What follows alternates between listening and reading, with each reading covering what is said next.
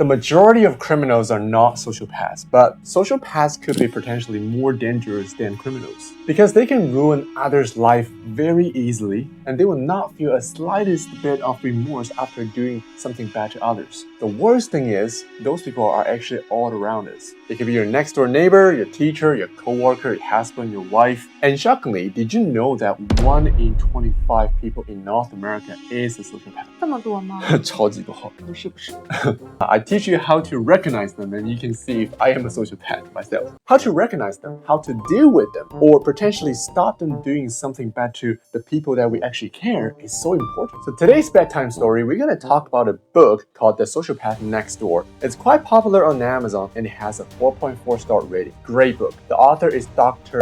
Stout. She is a clinical psychologist and has served as a faculty member at Harvard Medical School for over 25 years. Her work primarily focuses on psychological trauma and sociopathy. Now, first of all, let's talk about what a sociopath is. Long story short, people who don't have conscience could be generally identified as sociopaths. Some sociopaths pose a significant danger to society because they lack emotions. As a result, they don't feel remorse after doing something bad. But why is that? How do their brains work? Scientists did a brain signal test on a number of sociopaths called the Event-Related Potential Experiment. They watched what happened in these people's brains when they see different words. Most people get a special glow in a part of their brain when they see words about love or family. For example, kiss, hug, parents, or love. Because these words make them feel very warm, very happy, and cozy, right? But when sociopaths saw these words, their brain reacted to the same as they see something in our daily life. For example, a cup, a fridge, a little doll. This means their brains didn't light up with happy feelings like normal people do. 他们不快乐，他们感觉不到这方面的刺激。那他们就没有办法。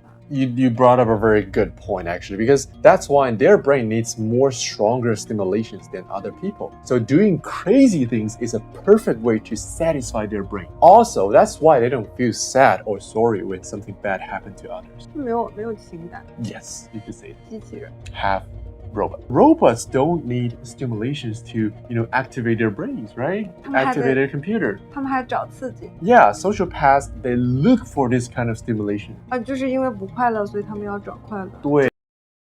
对。刺激就快乐。 Yeah, stimulations. 那他们会不会有很多就 You're right. You're right. But the scariest part is they're hard to spot because they often act very charming in our life. For example, most of them like to do adventure stuff, which makes a lot of people think they're actually very cool. Some people even want to be like them. 冒险家。冒险家. Here comes the juicy part. What are the signs of a sociopath? According to the Diagnostic and Statistical Manual of Mental Disorders, people with antisocial personality disorder have to have at least 3 of these 7 criteria met. The first one, they can't follow social norms. They have to break some rules, like rushing the red light when there's no one around. Number 2, they love to lie or to be manipulative. Lies slip out their mouth with no hesitation. 就是满嘴跑火车。满嘴跑火车。And some of them like to pull tricks to manipulate others. For example, they like to play victims. 假装可怜，假装自己是受害者。And of course, by telling lies to win empathy. 对. So yeah, this is actually one of the big signals. If someone keep telling lies, for the first time, maybe it was a mistake, right? Second time, third time, okay, you need to be careful. Number 3, impulsivity. So they can't plan ahead. They just do whatever comes in their mind. Number 4, irritability and aggressiveness, like conducting violence. Number 5, reckless disregard for the safety of self and others. They love doing crazy things, as I mentioned. Oh, let's jump off the cliff and swim to the island a mile away in a, rainy day, something like that. Yeah. 谁跟他玩？ Oh, it's so much fun. We need to, live our life to the fullest. 这样人不可能跟他做朋友，他的事情太累了。But think about this. A lot of people will still be like, oh, this guy is so cool. He's, so brave. He does things that usually people don't do. 对，那关键跳悬崖这事儿，大部分人不就站岸上，你去吧。You go ahead. 来，1、2、3，你跳。I call 911 for you if you need help, okay? 对啊。All right, number 6, constant irresponsibility. When something happens, they always try to find excuses and never take responsibility. It's never their fault. Number 7, lack of remorse after hurting, mistreating, or stealing from another person. long story short, nothing stimulates their brains unless something crazy and provocative enough. And again, if anyone who meet at least 3 of these 7 criteria, then that's a signal. Be careful. 3个就，你知道我想到谁了？你给我想的是一个人。哦，对呀。So Oh. there are a lot of people like this actually around us. 哦， Yeah. 吓人。But I have to mention that diagnosing antisocial personality disorder is very complicated. We shouldn't just simply say someone is a sociopath based on our simple and quick judgment. The diagnosis should be done by the professionals. 那我确认了，你肯定不是。安全了。安全了，安全了。Here's the biggest misunderstanding. Many people will think that sociopaths always tend to be violent, like committing robberies or hurting someone. But it's not necessarily true. They may even appear in our society, in our life as successful figures. Dr. Scout mentioned a story about Skip in her book. So Skip was known as a smart and charming kid when he was a young man, and he was raised in a mega rich family. But to his family, he's someone who loves to lie, control, and manipulate others. Like the book says, for Skip, lying and manipulating people is as easy as breathing. When he was bored as a kid, he would put firecrackers in frogs' mouths or other small animals and try to blow them up. It's insane. 不听。Oh, don't listen to this. Too violent. His family knew about this, but they could do nothing about it. Yeah. What are you gonna do? Put him in jail? After he grew up, he was actually a very popular guy in college and even entered an MBA program. At age 26, he joined Eureka Corporation. That is a company that made equipment for mining business. Because he was so bold, especially in taking on projects that other big companies refused to take, or let's say afraid to take. He actually helped his company become the 3rd biggest in the world in this industry. And later, he was 30 years old. He got married with a 23-year-old lady who was the daughter of an oil tycoon. On the wedding day, Skip's mother asked him, "Do you really want to ruin her life?" 这么直接吗？ Because her mother knew. 知道他儿子杀人。 Yes. Skip grinned and said, "You and I both know she will never find out." 就是很恐怖，对不对？ So, of course, his mother was covered in goosebumps. Then, after getting married, cheating became a routine. He showed no respect for his wife whatsoever. At 36, because he was so skilled in business, making nearly $80 million a year for Eureka, he was promoted to company president. So you see, they might seem very successful, smart, and high status to outsider. Not everyone grow into a serial killer like we imagine. 但其实他们这种人格，只要不干那些危害社会的事，还好。 Yes, that's why I said the majority of criminals are not sociopaths.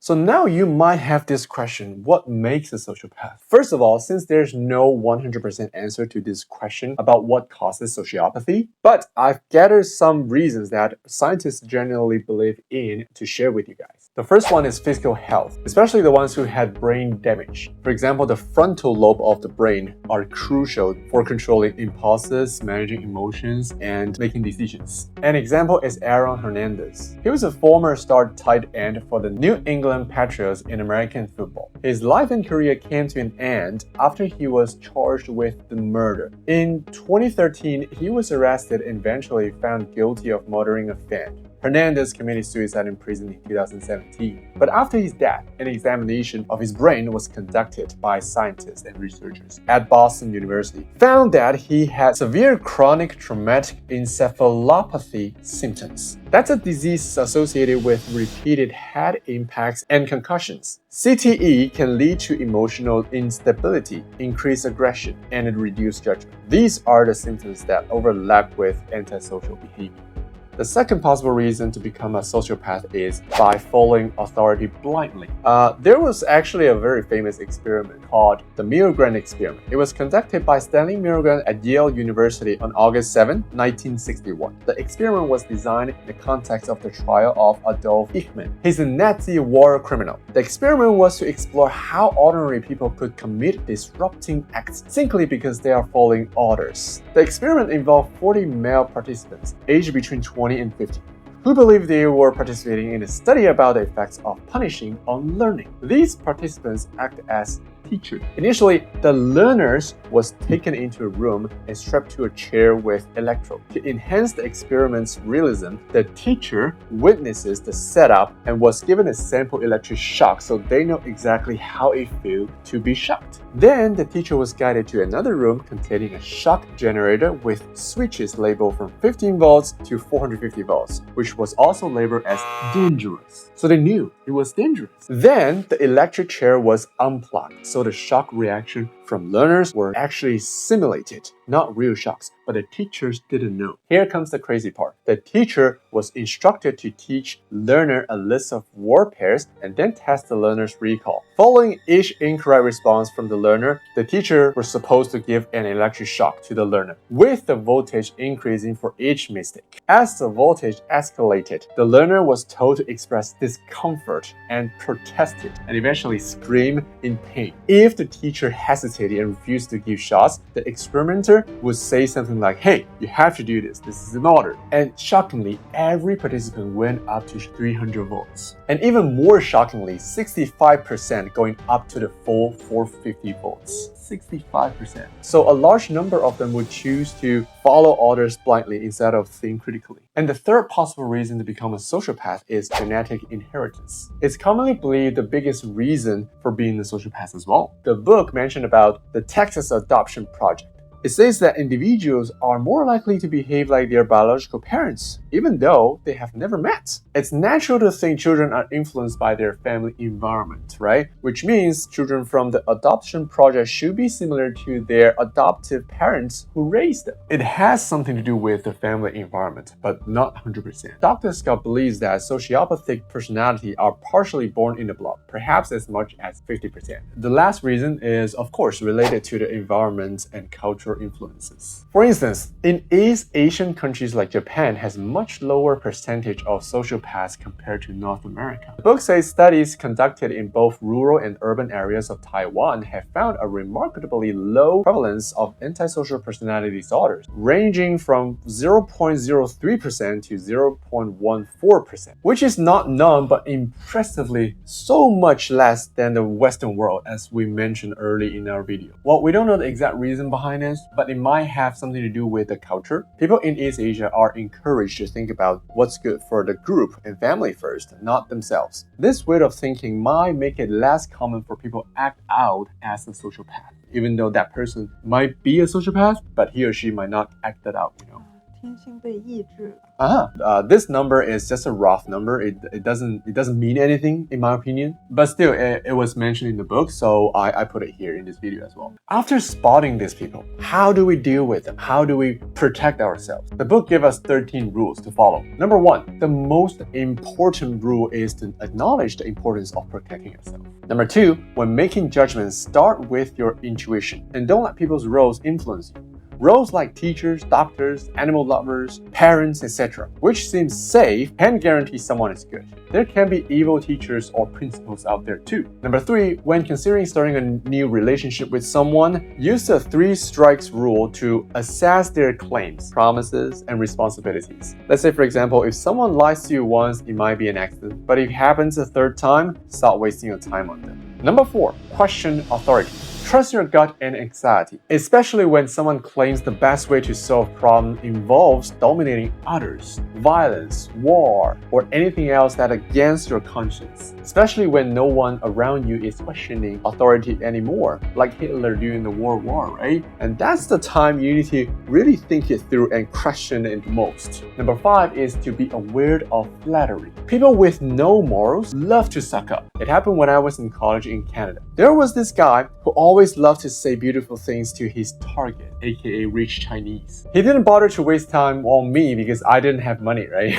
You know what he ended up doing? He was actually doing illegal fundraising through investment projects and then ran away with everyone's money. Well, he is a Chinese, so he only scammed Chinese people. At that time, the victims' funds were all transferred to the scammer's account in Chinese yuan within China. So it made very difficult for those victims to provide evidence because he conducted the scamming in Canada. 得亏你没听。